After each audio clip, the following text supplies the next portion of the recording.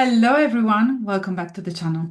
If your period has gone missing or your cycles have been irregular, or maybe you're not ovulating consistently, today's video is just for you.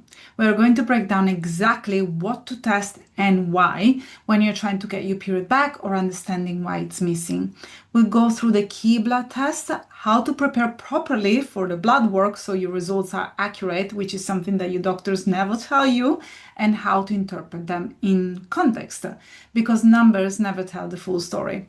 So let's dive straight in. When your period disappears or becomes irregular, your body is sending a very strong signal, and testing helps us decode what that signal is saying about your health. So it's like a clean bill of health, right? Your cycle is likely a monthly report card for your internal health. So when we test, we're not just looking at estrogen or progesterone, we're looking at the entire system that regulates your hormones. So think about your brain. So if you have hypothalamic amenorrhea, you don't actually have an ovary or an ovarian problem, you have a brain problem. Your thyroid also comes apply, liver, immune system, and nutrient status. Think of it this way. Missing periods can result from low energy availability, stress, thyroid dysfunction, micronutrient deficiencies, or even inflammation. And your blood work really helps to connect these dots. They don't give you the full picture, obviously, which is why I'm so very passionate to take a full case history with every single client that I meet.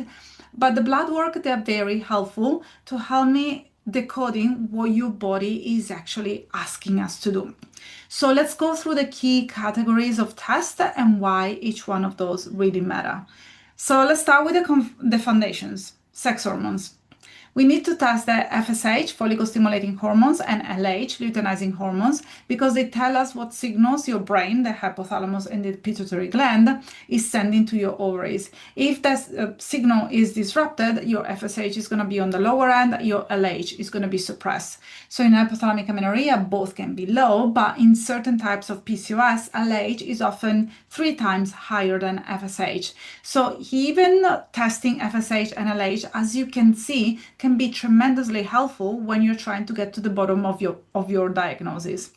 Another one is estradiol E2. It gives us a snapshot of your estrogen status. And as I just mentioned, is a snapshot. It doesn't tell me what happened 3 months ago. It's not telling me what's going to happen 3 months from now. It's telling me what is going on in your body right in this very moment. Low levels indicate that your body isn't signaling ovulation or supporting a healthy uterine lining.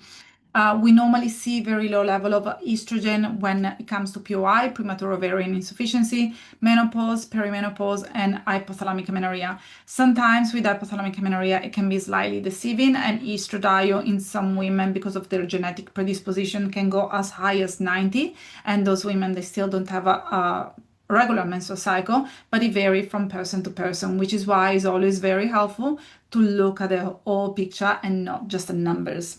Progesterone is another one that ideally needs to be tested 7 days after ovulation, and it tells us if ovulation is happening at all. And it's also very important to test it if you're TTC, trying to conceive, and it gives us an idea if you're producing enough progesterone in the luteal phase. If it's consistently below 10, that's a sign that you're not ovulating. Obviously, it goes without saying that if you haven't had a period for 6 months, it's completely worthless to test your progesterone level because it's going to be low. So I really would like you to focus on testing estrogen, FSH, and LH. And you're going to understand why this is important, especially later on when I'm going to share when is the best time to go and get your blood test done.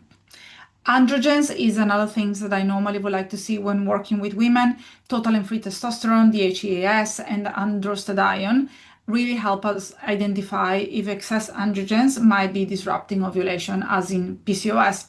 Sex hormones binding globulin is another important one because it tends to be low in a certain situation and it tends to increase in other situations.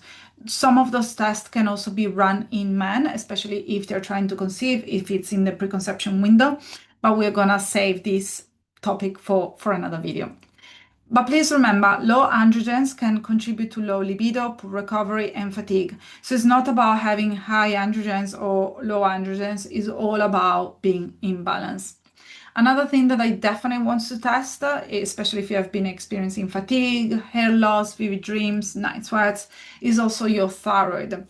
The thyroid and reproductive system are tightly connected. So it all starts with the hypothalamus, the pituitary gland, and then if you are looking at the HPA axis, it means hypothalamus, pituitary gland, adrenal axis. But that's also very much connected with HPT, thyroid, or HPO, ovaries axis. So as you can see, we are all part of the same body. So once again, we need to look at the totality of our body, not just a screenshot in time of very specific things. Even mild thyroid dysfunction can really impact ovulation. And low free T3 is very common in women under stress or eating too little because the body is basically conserving energy and it doesn't have sufficient energy to convert T3 into T4. Testing also your antibodies, it's very relevant, especially if you have a history of thyroid or if you have been suffering for an extended period of time with symptoms such as fatigue, inability to lose weight or to gain weight, if you have been experiencing heart palpitation, if you find yourself being on edge most of the time. Another thing that I definitely want to check are ion studies, so including ferritin, ion transferrin saturation, and total ion binding capacity. Simply because low iron can cause fatigue, low energy, and it can also disrupt ovulation. But high ferritin can also indicate inflammation, which really brings us to the next point. Mineral and nutrients. So it's always worth checking zinc, magnesium, vitamin D, B12, and folate because these micronutrients really support ovarian function, thyroid conversion, and stress resilience.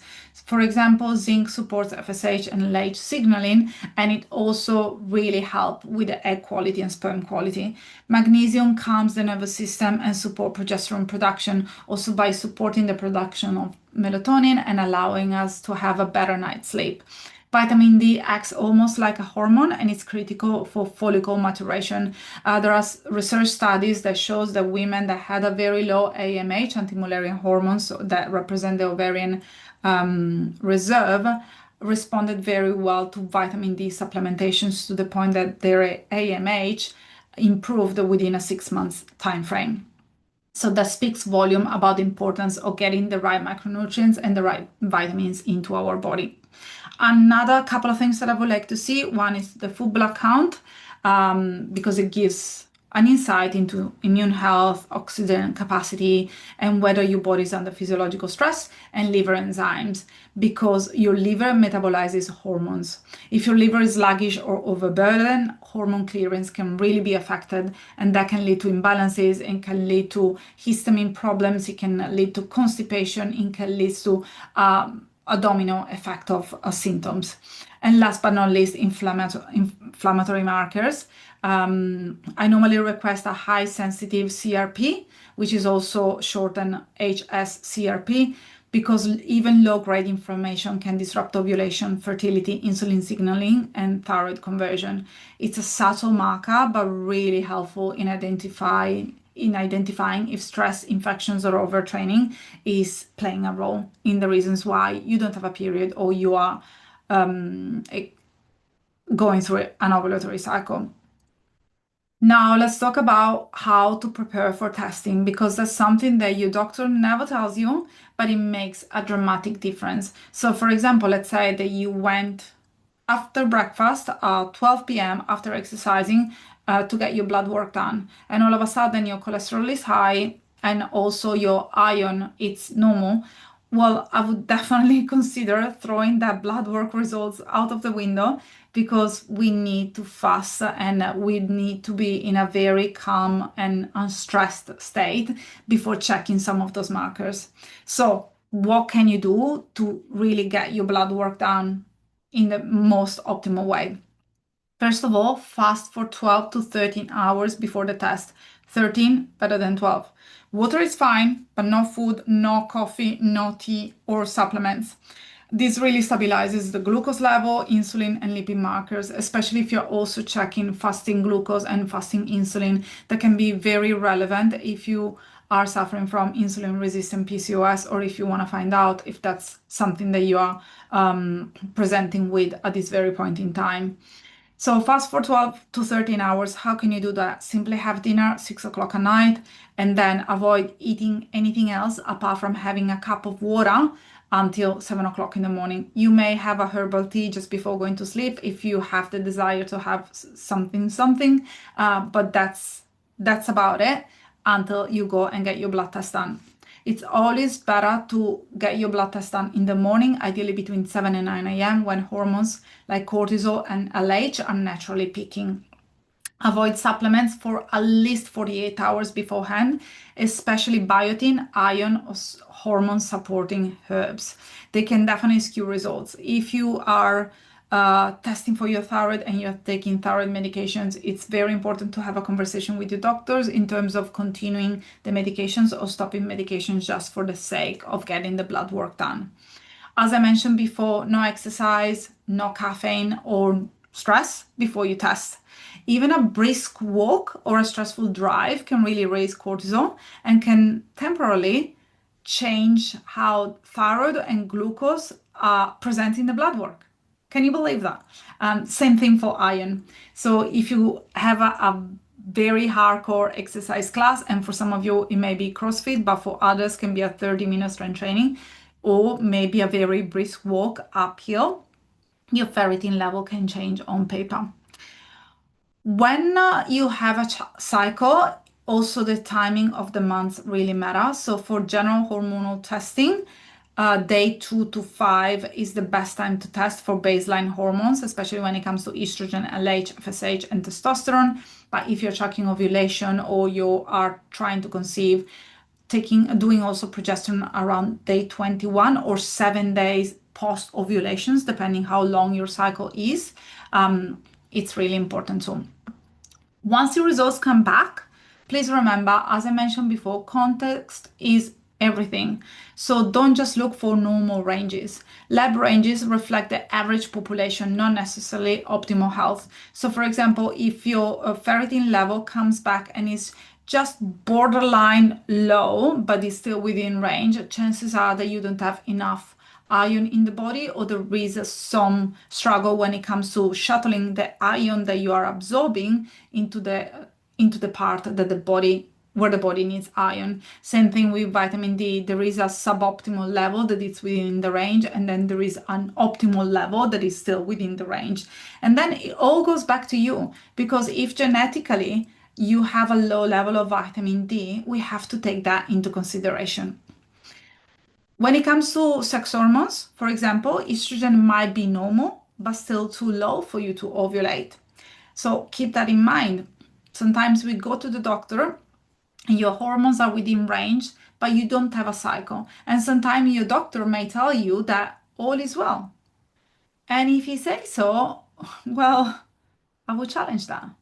Because if your reproductive system has shut down, it doesn't matter what your blood work is saying. It doesn't matter if your estrogen level is looking okay. There is still a reasons why you're not ovulating and why you are not menstruating. Also, a normal TSH doesn't always mean that your thyroid is functioning optimally. So if you think that you have tested your thyroid, but you have only done the TSH in your blood work, please remember that TSH is the thyroid stimulating hormones, which doesn't even sit inside the thyroid.